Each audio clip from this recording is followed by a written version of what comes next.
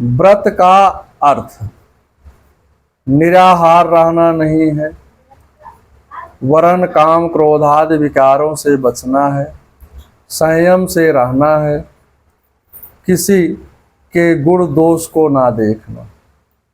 कथा की समाप्ति तक पत्तल पर भोजन करना चाहिए। ब्रह्मचर्य पालन, गरिष्ठ भोजन का त्याग, भूमि पर शयन करें, किसी की निंदा ना करें, संतानहीन पापी मोक्ष चाहने वालों को कथा का श्रवण अवश्य करना चाहिए। जो वैष्णव ना हो उसके मुख से कथा नहीं सुननी चाहिए। विष्णु दीक्षाम विहीनानाम नाधिकारा कथा श्रवे।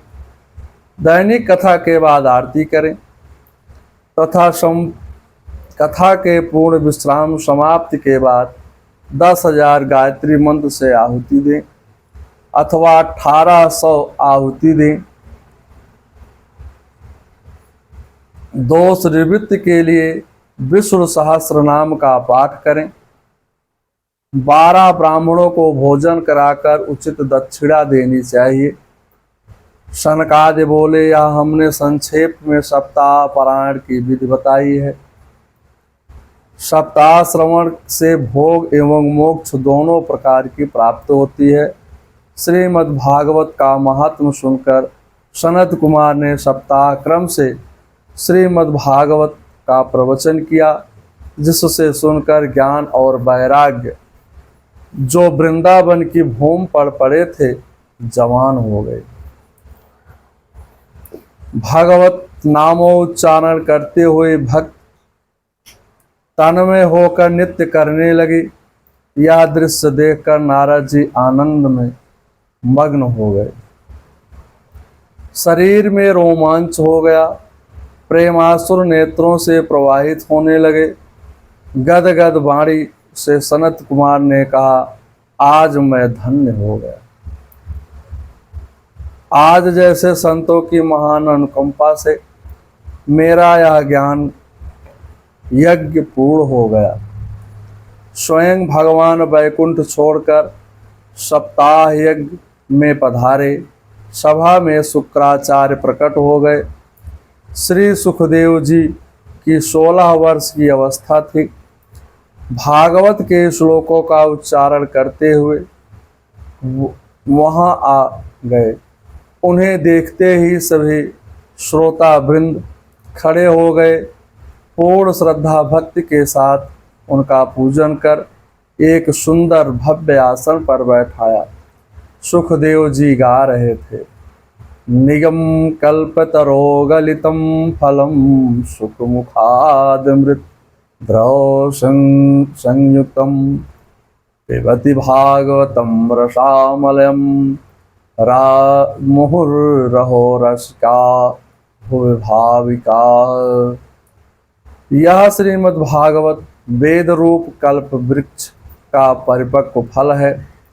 श्री सुखदेव रूप सुख के मुख का संयोग होने से अमृत रस से परिपूर्ण है। इसमें रस ही रस है। इसमें न छिलका है न गुठली है। यह इसी लोक में सुलभ है। जब तक शरीर में चेतना रहे तब तक आप लोग बार बार इसका पान करें।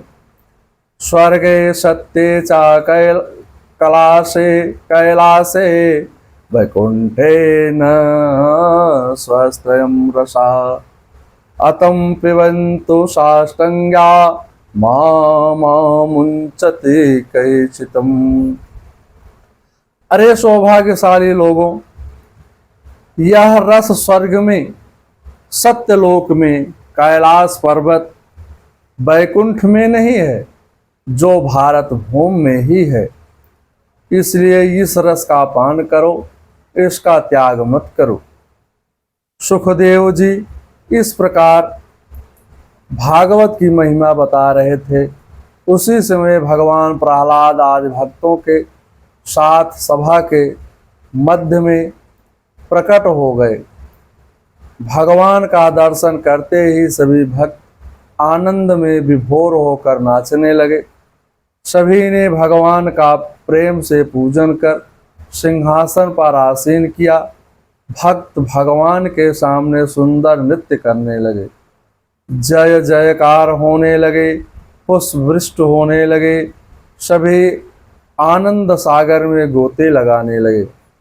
लोग देह भान भूल गए। भक्तों की प्रेम भक्ति को देखकर भगवान ने भक्तों से वर मांगने को कहा। भगवान के भक्तों ने कहा, हे प्रभु, हमें संसार की भोग वस्तु नहीं चाहिए, हमें आप इसी प्रकार कथा में प्रकट होकर भक्तों के मनोरथ पूर्ण करते रहें। भगवान तथास्तु कहकर अंतर ध्यान हो गए। सनकादि सहित नारद जी ब्रह्मलोक चले गए।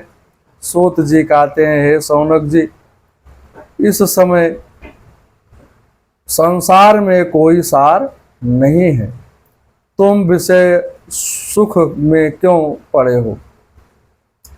विषयों का ध्यान करने से मन बिगड़ता है। शुक्राचार्य की आज्ञा है कि 7 दिन में ही भागवत पूर्ण कर लेना चाहिए। जीवन के 7 ही दिन होते हैं, आयु क्षीण हो रही है, विघ्न बहुत आते हैं। विषय सायनाइड से भी ज्यादा जहरीले हैं।